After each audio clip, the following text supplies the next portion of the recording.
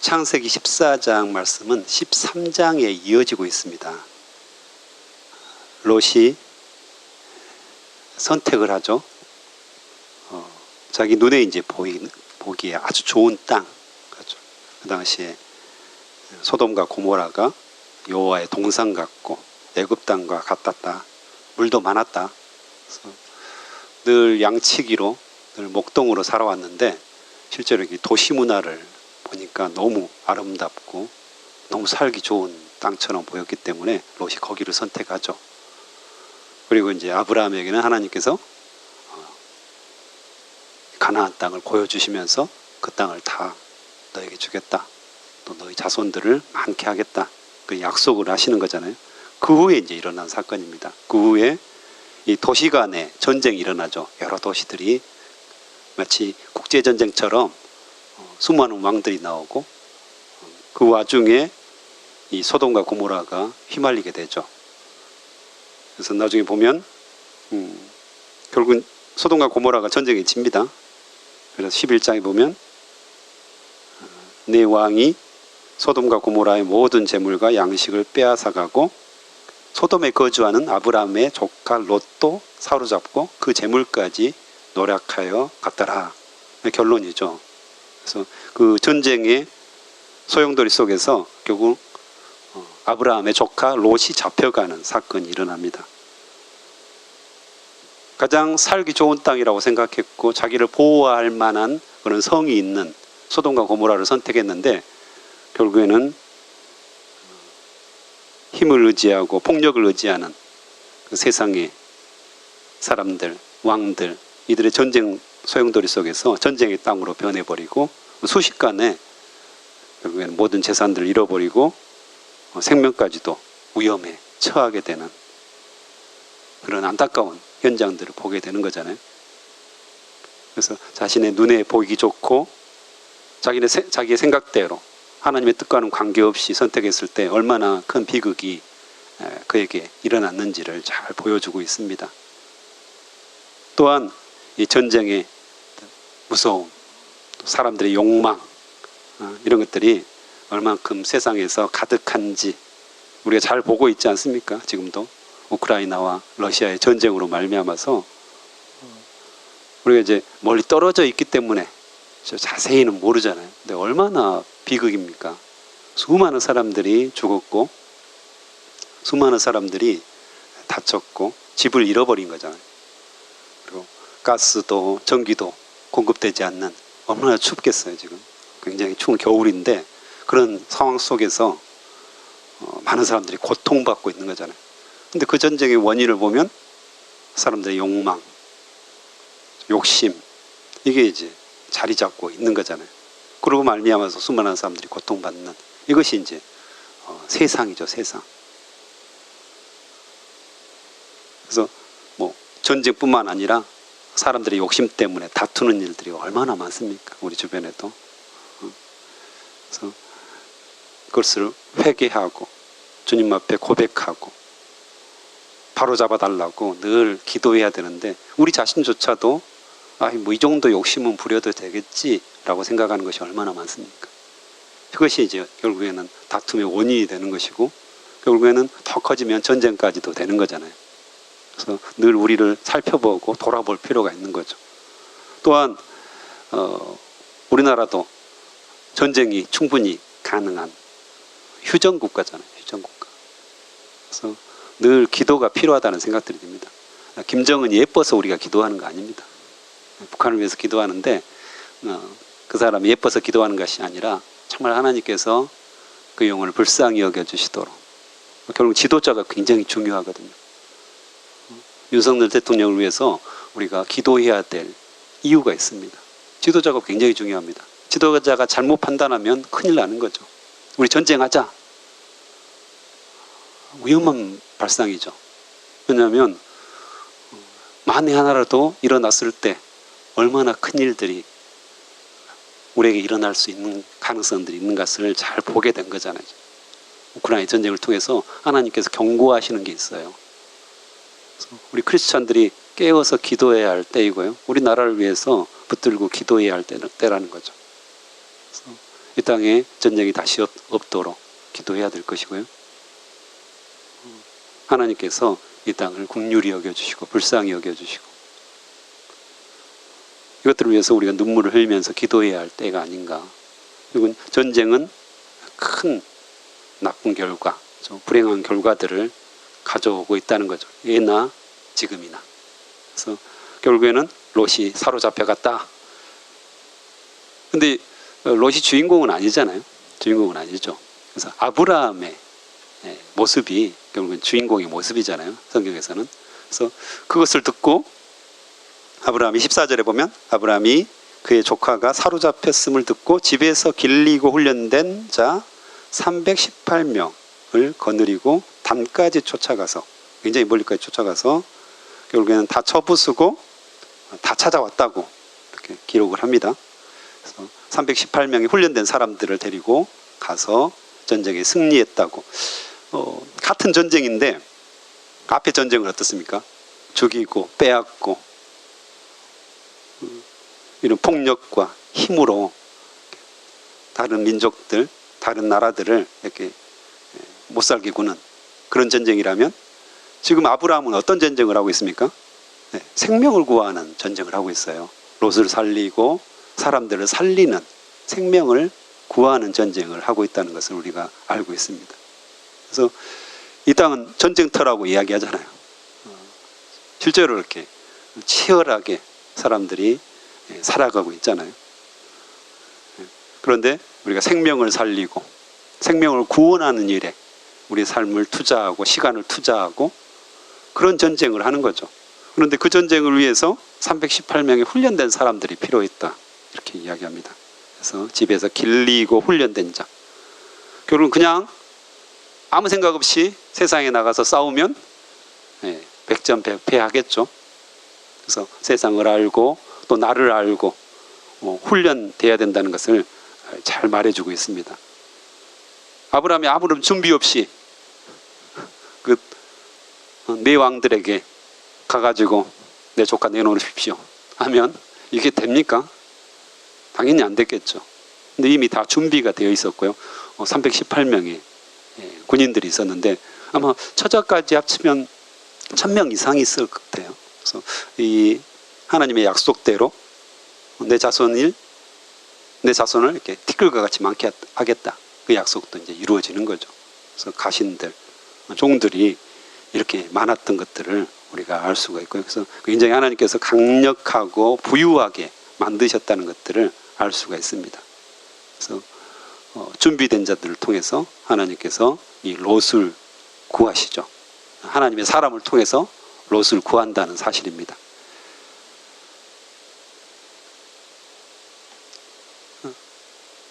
우리가 제자들을 키울 때 꽤 훈련을 많이 시킵니다. CCC도 엄청나게 훈련을 시켜요. 대표적인 애가 이제 순장교육이라고 하는데 한 10주 정도를 모입니다. 매 월요일 날 밤에 모여가지고 10주 정도를 훈련을 시킵니다. 이건 이제 처음 리더가 되는 사람뿐만 아니라 2학년, 3학년, 4학년도 예외가 없습니다. 그래서 매 학기마다 10주 정도를 월요일 밤에 모여가지고 훈련을 시킵니다. 말씀 훈련, 전도 훈련, 양육 훈련, 수많은 훈련들을 시키죠. 그 외에도 졸업하면 끝이냐? 그것도 아닙니다. 졸업하면 예비 결혼학교라는 것도 있습니다. 요즘 이제 인기 있는 게 CCC 싱글즈라는 프로그램인데 매칭 프로그램입니다. 커플 매칭 프로그램인데 CCC 졸업한 사람들 또 교회 청년들 간사들이 추천한 사람들을 이렇게 모아가지고 이제 검증된 사람들이죠. 그 사람들을 이렇게 모아서 거기서 또 훈련을 시킵니다. 거기서도 결혼이 뭔가, 데이트가 뭔가 자꾸 훈련을 시켜서 매칭을 하는데 요즘 꽤 매칭률이 높다고 그래서 인기가 높아졌어요. 왜냐하면 이제 이미 준비된 사람들인데 일단 제가 학생들을 가르쳐 보면 저 졸업생들에게 가르쳐 보면 일단 졸업하면 만날 사람이 없어요. 교회에서 그렇다고 이렇게 만나가지고 하기도 좀 위험성이 있고 왜냐하면 헤어지면 안 되잖아요. 그래서 실제로 딱 졸업하면 만날 사람이 거의 없으니까 이렇게 그런 사람들을 모아가지고 연결시켜주는 그런 프로그램인데 꽤 인기가 있습니다. 거기서도 훈련을 받습니다. 우리 교회도 훈련이 참 많죠. 요즘 최근에 마더와이즈, 파더와이즈, 그렇죠? 자녀 교육 뭐 이런 것들, 또 리더 훈련들, 이런 다 훈련을 받아야 되죠. 근데 어떤 사람들은 그거 뭐 들어봤냐, 뭐 타러 그런 것들을 받냐, 이렇게 말하는 사람들이 있습니다. 나 충분히 준비되어 있다. 그런데 예수님께서도 어떻습니까? 제자들 3년 동안 계속해서 매일같이 먹고 자고 가르치고 본을 보이시고 그 수많은 시간 동안 제자들을 그렇게 정성껏 훈련을 시키셨잖아요. 그럼에도 불구하고 제자들이 나중에 다 불뿔이 흩어지잖아요. 물론 이제 성령께서 강림하실 때 그들이 권능을 받고 계속해서 복음 전도자의 역할들을 하게 되는데, 어쨌든 그 모든 것들이 3년 동안 예수님을 따라다니면서 배우고 훈련하고 익혔기 때문에 그렇습니다. 그래서 우리 제자 훈련하는 사람들에게 우스갯소리처럼 말하는 구절이 있는데, 구절이라는 게 이상하네요. 말이 있는데, 제자를 만들기 위해서는 시간과 돈을 뺏어라, 이렇게 말합니다. 시간과 돈을 뺏어야지 제자가 될 수 있다고 합니다. 늘 훈련이 되어져야 되죠. 그래서 복음을 위해서, 양육하기 위해서, 예수님처럼 우리가 살기 위해서 훈련된 사람이 필요한 거죠. 그래서 세상을 이기기 위해서죠. 특별히 사단을 이기기 위해서 훈련이 계속해서 필요합니다. 그래서 이렇게 새벽에 나와서, 이것도 이제 큐티를 하는 것도 훈련이거든요. 매일매일 하나님의 말씀을 읽고 묵상하고 기도하고, 이것도 다 훈련에 속한 것입니다. 그래서 이걸 통해서 우리가 사람들을 구해내고, 그렇죠? 세상과 영적 전쟁에서 이겨낼 수 있다는 겁니다. 오늘 아브라함이 그렇게 했습니다. 준비된 사람들 통해서 롯을 구출하죠. 그리고 나서 이제 17절부터 오면 이제 다 승전해가지고 돌아오는 길에 이 소돔 왕과 살렘 왕 멜기세덱을 만나죠. 이 멜기세덱은 참 특별한 사람인데요. 뭐 살렘, 예루살렘이라고 이제 해석하기도 합니다. 그래서 이 멜기세덱, 이 멜기세덱이 이 전쟁에 휘말린 왕 중에 한 명인데, 갑자기 그는 지극히 높으신 하나님의 제사장이었더라, 이렇게 이야기를 합니다. 그래서 나중에 아브라함에게 복을 선포하죠. 천지의 주제시요 지극히 높으신 하나님이여 아브라함에게 복을 주옵소서라고 아브라함에게 축복을 합니다. 그리고 아브라함은 그에게 11조를 줍니다. 11조를 주게 되죠. 그래서 이 멜기세덱은 그래서 독특한 사람입니다. 그래서 나중에 이제 히브리서 7장에서도 바로 예수 그리스도의 예표로 나옵니다. 영원한 멜기세덱의 반차, 차례를 따르는 제사장인 예수 그리스도에 대해서 이야기를 하고요. 그래서 이제 이 유대인들에게서는 제사장, 대제사장은 누구로부터 와야 되죠? 족속이 있습니다. 레위 족속, 레위 족보를 따르는 사람이 제사장이 됩니다. 그래서 제사장의 역할은 하나님과 사람 사이에 중보의 역할을 하죠. 제사를 드려주는 거고, 또 죄 지음을 선포하는 그런 놀라운 일들을 하는 사람인데, 반드시 레위인이어야 됩니다. 근데 예수님은 레위인이 아니시죠. 그래서 유대인들이 인정을 못하는 거죠, 그것에 대해서. 근데 이 멜기세덱도 어때요? 레위가 태어나기 전에 사람이잖아요. 레위가 태어나기 전에 사람인데 하나님의 제사장이다, 이렇게 선포하죠. 그래서 실제로 성경에서는 어디서 태어났는지 어디서 왔는지 모르지만 하나님께서 세우신 하나님의 제사장이었다, 이렇게 이야기를 합니다. 예수님도 역시 마찬가지로 하나님께서 직접 임명하시고 세우신 제사장으로서 역할들을 담당하죠. 또 우리도 역시 마찬가지죠.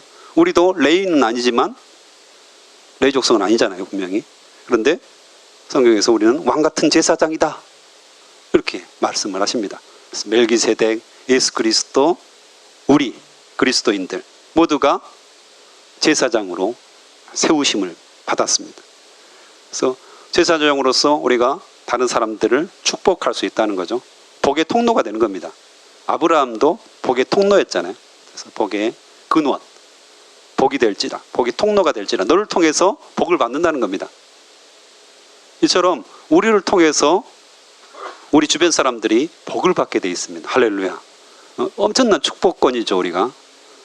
그래서 종종 성도들이 착각하시는 게 있습니다. 목사들이 이렇게 축복해 줘야지 효염이 있다고, 이건 뭐 그런 거 아니잖아요. 능력이 있다고 생각하는 분들이 종종 있습니다. 물론 그럴 수도 있죠. 하지만 우리도 왕 같은 제사장입니다. 일반 성도들 한 분 한 분이 처음 예수 그리스도를 믿어도 왕 같은 제사장이에요. 할렐루야. 그분이 축복하면 주변 사람들이 다 축복을 받습니다. 가정에 엄마가 아이들을 위해서 계속해서 축복 기도를 해주면 아이들이 축복을 받습니다. 우리는 복의 통로이기 때문에. 아버지가 손을 들고 자녀들을 위해서 계속해서 축복하고 아내를 위해서 축복하면 그들이 복을 받게 돼 있습니다. 내가 손을 들어 축복하면 우리 직장이 복을 받게 돼 있습니다. 우리 가정뿐만 아니라 직장, 나라, 세계가 다 복을 받게 돼 있다는 거죠. 이게 제사장의 강력한 권한이거든요. 그래서 오늘도 이 살렘 왕 멜기세덱이 바로 축복을 해줍니다. 만나자마자 천지의 주제이시오 지극히 높으신 하나님이요 아브라함에게 복을 주옵소서. 너희 대적을 내 손에 붙이신 지극히 높으신 하나님을 찬송할지로다. 이렇게 즉시 축복하는 그런 모습들을 볼 수가 있습니다. 그래서 우리가 날마다 기도하면서 또한 만날 때마다 축복하는, 우리 주변에 있는 사람들을 축복하는 그런 놀라운 역사들이 있었으면 좋겠습니다. 그래서 마음껏 우리가 축복할 수 있죠. 저도 이제 이 축복권을 꽤 많이 사용하는 사람에 속합니다. 물론 이제 뭐 말로도 하긴 하지만 요즘은 이제 카톡이 굉장히 발달되어 있기 때문에 뜬금없이 축복합니다.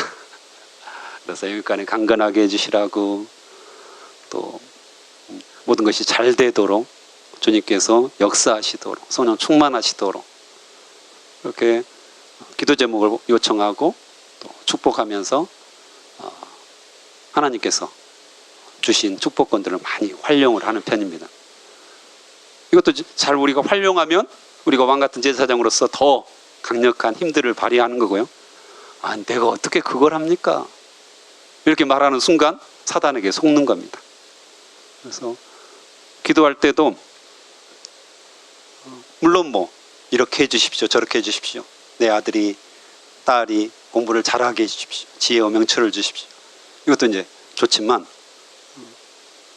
더 우리 아들, 딸들을 축복하는 방법은 주님께서 그 길을 열어주시도록, 또 하나님의 나라와 의를 계속해서 구하는 자가 되도록, 하나님의 뜻대로 사는 자가 되도록 계속해서 우리가 축복한다면 놀라운 일들이 일어날 거라고 저는 확신합니다.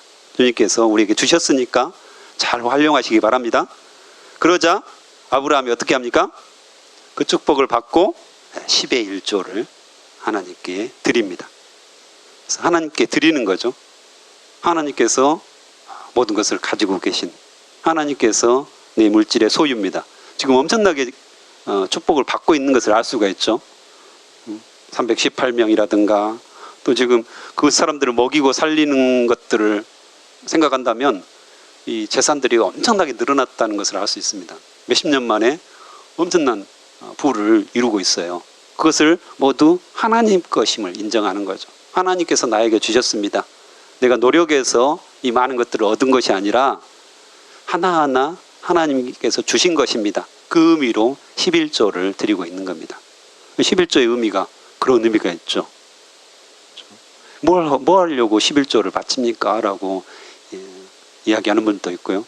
세상 사람들은 절대 이해를 못하죠. 10의 1조. 엄청나게 큰 금액이거든요. 실제로는. 그것을 어떻게 하나님께 드릴 수 있냐? 어떻게 교회에 바칠 수 있냐? 심지어는 그렇게 말하죠. 그런데 그 의미는 내 것이 아닙니다. 하나님의 것입니다. 인간의 욕심은 한이 없거든요. 우리가 잘 알잖아요. 자기 스스로를 돌아보면 이 욕심이 한이 없어요. 목사인 저도 욕심이 한이 없어요. 돈이라는 게 더 있으면 좋은 거고, 먹고 마시는 것들, 더 먹고 더 마시는 것들, 더 편하게 사는 것들, 더 넓은 집에 사는 것들, 더 큰 차를 사는 것들, 이게 어찌 우리 인간에게 제어가 됩니까? 늘 욕심이 꿈틀꿈틀 있는 거죠. 못해서 안 하는 거지, 할 수만 있다면 못해서 안 하는 겁니다. 누구나 똑같습니다. 그래서 이게 인간의 죄성이거든요. 그런데 그것을 내려놓는 거잖아요. 아닙니다. 이건 내 욕심입니다. 하나님께서 다 주셨습니다. 하나님의 것입니다. 10의 1조를 당신께 드림으로 나의 모든 것이 당신 것임을 인정합니다. 엄청난 훈련입니다. 이것은. 그래서 주님께서 우리에게 주신 또 축복이기도 하고요. 엄청난 축복이죠. 하나님을 의지하는 자, 하나님께 나아가는 자, 마치 콜라보레이션처럼 하나님과 아브라함이 함께 동역하고 함께 하는 거잖아요. 그러므로 말미암아 아브라함이 손해를 봤습니까? 아니죠. 궁극적으로는 하나님의 큰 축복을 받는 믿음의 조상이 되는 거잖아요. 그래서 이런 모든 것들을 생각할 때 우리가 하나님의 것임을 인정하는 11조 우리 안에 드려졌으면 좋겠고, 하나님께서 그것을 기쁘게 받으실 줄로 믿습니다. 그래서 이제 마지막 보면 그 소돔 왕과 아브라함의 그 말을 통해서 그것까지도 이제 좀 더 11조에 대한 부분까지도 더 강조가 될 수 있습니다. 그래서 23조 보면 내 말이 내가 아브라함으로 치부하였다 할까요? 내게 속한 것은 실 한 오락이나 들매끈 한 가닥도 내가 가지지 아니하리라. 그래서 소돔 왕이 다 가지라 하잖아요. 근데 아브라함이 싫다. 나 하나님께 다 받았다. 이겁니다. 그렇죠? 내가 당신에게 도움을 구하지 않겠다. 당신의 물건을 탐내지 않겠다. 왜냐하면 하나님이 나에게 다 주시고 하나님께서 나에게 다 베풀어 주셨다. 우리가 종종 어려움이 생기거나 힘든 일이 생기면 사람들을 찾아가려고 애를 씁니다. 저도 역시 마찬가지입니다. 누군가 조언을 구하고 싶고, 누군가 위로를 듣고 싶고, 심지어는 중보기도를 요청할 때도 뭔가 그 사람이 나에게 관심을 가졌으면 좋겠다, 이런 마음들이 있죠. 그런데 하나님께서 우리에게 하시는 말씀은 뭡니까? 하나님께 받으라는 거죠. 하나님께 찾아가라는 겁니다. 우선순위가 하나님께 있습니다. 하나님께 무릎 꿇고 하나님께 물어보고 하나님께서 어떤 대답을 하시는지 우리가 들어야 된다는 것입니다. 다른 사람의 이것을 구하고, 다른 사람의 조언을 구하고, 다른 사람의 도움을 구하기 전에 하나님께 받아야 되는 거죠. 그래서 아브라함처럼 나는 사람의 도움을 받지 않겠다. 나는 오직 하나님, 그분의 도움을 받겠다. 이런 분들에게 하나님께서 역사하신다는 겁니다. 당신만을 의지하는데 어떻게 버릴 수 있겠습니까? 당신만을 철저하게 매달리는데 어떻게 응답하지 않을 수 있겠습니까? 자꾸 이 사람 찾아보고 저 사람 찾아보고 이 상황 저 상황 뚫레뚫레하고 마음이 나누어져 가지고, 연애할 때 그런 남자 싫으시잖아요. 이 여자 저 여자 나 갔다 갔다 하는 사람 굉장히 싫어하잖아요. 우리가 마찬가지죠. 오직 하나님, 오직 예수 그리스도를 외치고, 불확실한 상황, 그렇죠? 하나님께서 즉시 응답하시면 너무 좋은데 늘 불확실하잖아요. 그럼에도 불구하고 하나님께 무릎을 꿇는, 이 바로 새벽기도 시간이 되었으면 좋겠습니다. 하나님만 붙들겠습니다 라는 고백들이 우리 안에 터져 나왔으면 좋겠습니다. 함께 기도하시겠습니다.